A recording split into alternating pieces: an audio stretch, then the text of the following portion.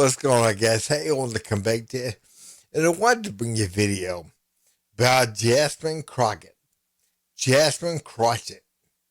Again, this woman is unhinged, and they basically named her the unofficial leader of the Democratic Party, and thank God that they have. Again, this woman's unhinged, and again, it's nothing but an absolute racist. I mean, again, take anything she says and flip it.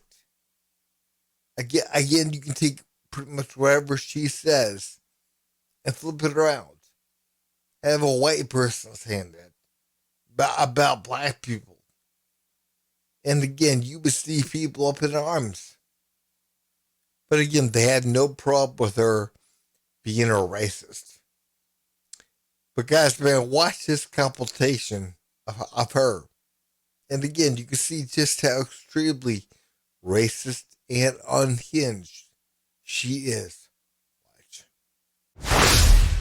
It's a white supremacy agenda. This is all about white supremacy. Even their anti-trans kids bill, that's a white supremacist deal. And honestly, as far as I'm concerned, we're dealing with a white supremacy issue when it comes to the abortion pill issue that they wanted to add to the call. Because when we look at the growth in this state over the last 10 years, over 80% of the growth has been due to people of color, not white folk. Mm-hmm. So, it's a white supremacy agenda. Said that actually the most educated demographic in this country right now is black women. I am tired of the white tears. Listen, if you are competent, you are not concerned. When I walk into Congress every single day, you know why I don't feel a way and why you can't make me doubt who I am? Is because I know that I had to work 10 times as hard as they did just to get into the seat. When you look and you compare me to Marjorie Taylor Greene or me to Lauren Boebert, there is no comparison.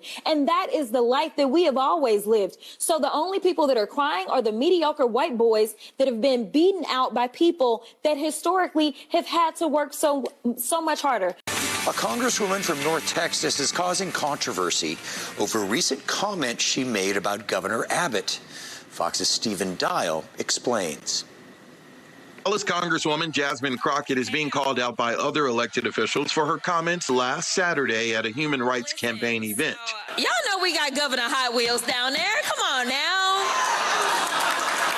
And the only thing hot about him is that he is a hot mess. I don't know how the Democrats came to appoint Jasmine Crockett as the unquestioned leader of your party, but thank God. And I think what she should do is go on TV twice as much as she is right now, maybe 3 times as much, because every time she appears and makes one of these mistakes, says something radical, it only further divides her party from the rest of the other 80% of America who can't stand this.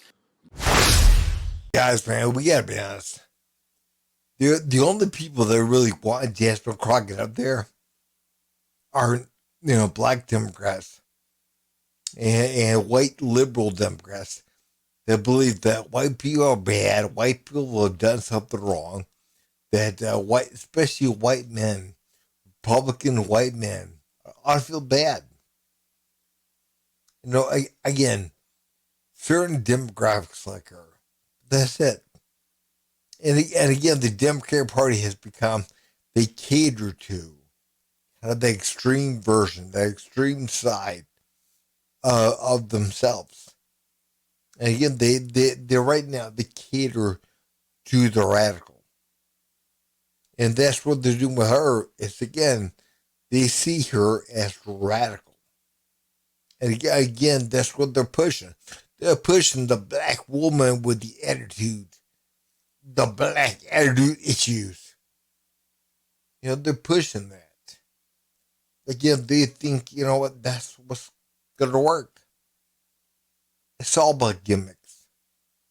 I mean, they actually don't have solutions to problems. They just want power to be in power. And they had no business being in power, because they'd have no idea what to actually do to fix this country. But I'm going to play you guys, man, a clip from the Breakfast Club radio show, the morning show. And from last summer, I think it was June of last year. And so Jasmine Crockett. And again, she's talking about Representative Byron Donalds, a black representative. But she was, again, man, she said he's whitewashed and whatever. Listen. Jasmine Crockett is now coming under fire for a newly uncovered clip where she takes her offensive rhetoric to another level. Here's what she had to say about Congressman Byron Donalds. If we continue to put people into office, and that even means some of our skinfolk who definitely are not our kinfolk, such as Byron Donalds, who are going to continue to say that, the fact that you sitting around talking about life was better under Jim Crow, is this because you don't understand history? Or literally it's because you married a white woman and so you think that whitewashed you? I'm not really sure. And we know comments like this are nothing new for the unhinged Congresswoman, who has now surged to the top of the Democrat Party.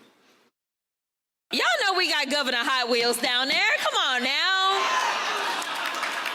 And the only thing hot about him is that he is a hot mess, honey. It's Ted Cruz. This dude has to be knocked over the head, hard, right? All I want to see happen on my birthday is for Elon to be taken down. Let me tell you, we have a thug in charge of the United States. We are going to be in your face. We are going to be on your. We are going to make sure you understand what democracy looks like. If you could speak directly to Elon Musk, what would you say? Off. Kevin, she's not going anywhere, and she's adding to that montage reel every single day with something new. Guys, man, let's be honest.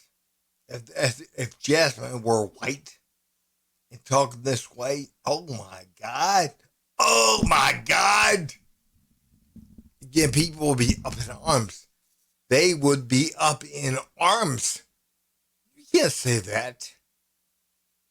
You can't question his blackness because he married a white woman.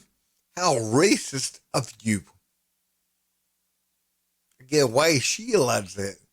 Why is Jasmine allowed to say that? I mean, just imagine, man. Would it be okay for her to say, you ain't Mexican. You ain't Latin enough because you married a white person or a black person or whatever? Is it okay? See, again, why do we live in such double standards? I'm going to play for you guys the clip of exactly what Byron Donalds said last year. And then I'm going to play for you guys a clip from CNN of Abby Phillips questioning Byron Donalds about this. Watch. One of Donald Trump's vice presidential contenders, Congressman Byron Donalds, he made some comments that has a lot of you talking and a lot of Democrats fired up. I'm going to speak with him live in just a couple of minutes, but here are the original remarks. They were made as a part of a pitch to black voters in Philadelphia, and I want you to hear it in its full context. Listen. I grew up with my mom. My dad and my mom, things didn't work out. As an adult, I look at my father and I say, bro, I don't know what happened, but you my father and I love you. Wow. I don't know what happened. I wasn't there. Wow. But I'm going to tell you this. Growing up, the one thing I knew I wanted to do, and this is not about my father, this is about what I wanted to do, is I wanted to be a father to my son. Wow.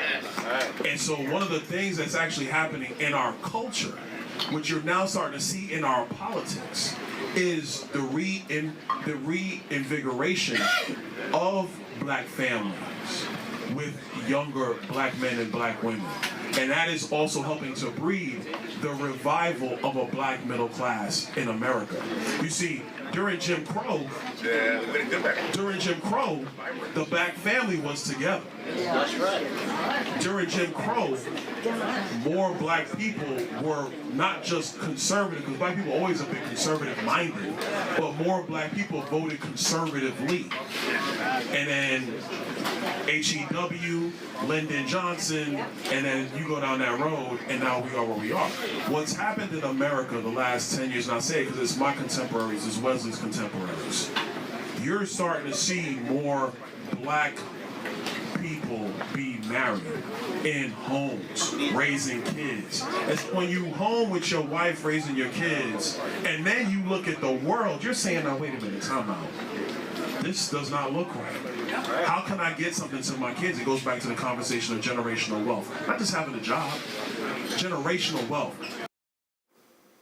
Now, we should note that many Democrats who jumped on Donalds today claimed that he said that blacks were, quote, better off. As you heard there, he didn't use those exact words in the clip, but the congressman joins me now to talk about that. Congressman, thank you for being here.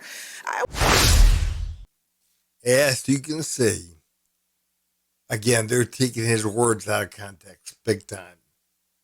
And again, man, he's not saying that black people, things were good for them under Jim Crow, but he was saying they were together as a family unit. White people were together.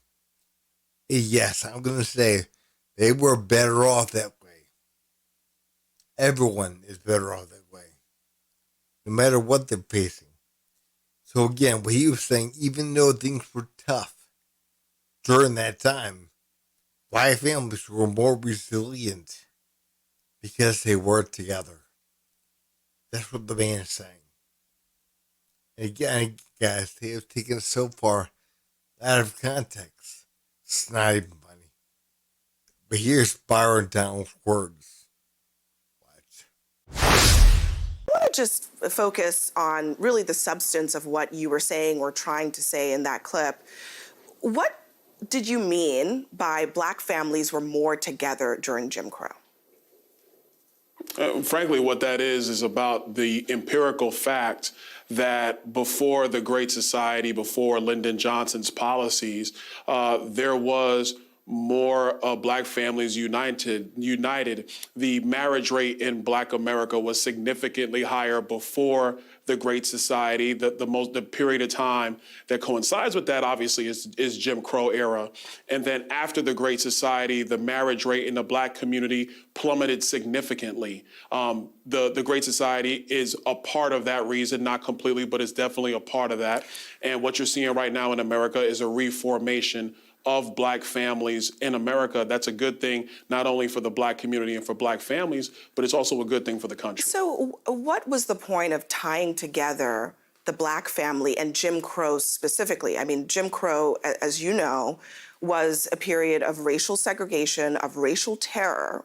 Why would you make that connection? All I was doing was referring to the time periods when you talk about the historical timelines in America and coinciding with black families and what the marriage rate in black families are. The overarching point is obviously talking about what polling shows today, that about 20-25% of the black vote, depending on what poll you're looking at, is leaning towards supporting Republicans and supporting President Trump. The corollary to that is that when you're in a family unit, husband and wife, living together, working together, thriving together, you're raising your kids, your thought process is now talking about building generational wealth. What am I leaving to my children? What kind of communities do I want my children to come up in? What are the educational opportunities? What's going on with the economy? How does, and then to a broader level, how does foreign policy and all these other public policy issues flow into that?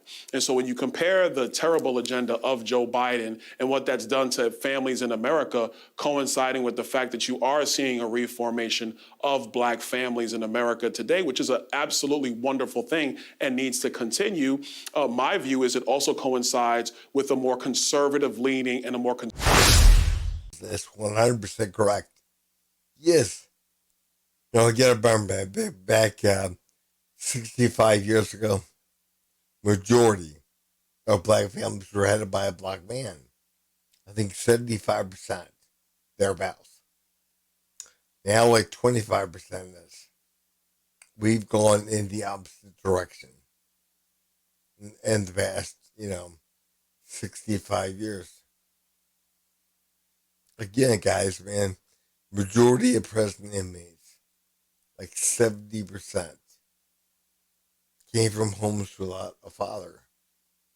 And there's so many out there, again, you're doomed in a lot of ways.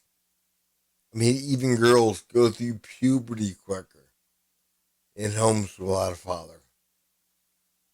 We have truly got to be asked about that. We got to be asked about, man, I mean, again, we need fathers in the homes. And in so many ways, black families were better off, even though things were very difficult during the time. And again, I understand the point the man was making. And, people like Jasmine Crockett, again, man, either they're not going to understand or they're not going to admit. Again, all she's trying to do is sensationalize something. And say, look. If the Republicans, the black Republicans, they don't like you. They don't like black people. Look what they say. And she knows damn well what he's saying. But guys, man, if you would, please like, subscribe, and leave a comment down below. Thanks.